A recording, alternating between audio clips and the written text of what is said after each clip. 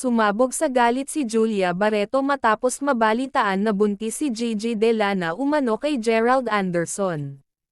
Ayon sa mga ulat, hindi kinaya ni Julia ang emosyon nang kumpirmahin ni Gerald ang pagbubuntis ni Gigi sa publiko.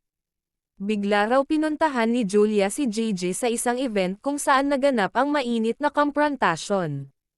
Sinubukan ng mga tao sa paligid na awatin si Julia ngunit hindi agad siya napigilan. Napabalita na nasaktan ni Julia si Gigi sa gitna ng kanilang sagupaan. Agad na kumalat ang video ng insidente sa social media at nagdulot ito ng matinding reaksyon mula sa publiko. Marami ang nabulabog sa ginawang pag-atake umano ni Julia, lalo't publiko ang lugar ng insidente.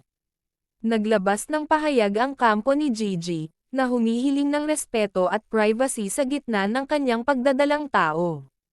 Samantala, nanatiling tahimik si Gerald sa isyu at hindi pa nagbibigay ng opisyal na pahayag. Umiinit pa rin ang diskusyon online kung totoo ba ang lahat ng ito o bahagi lamang ng haka-haka ng mga netizen.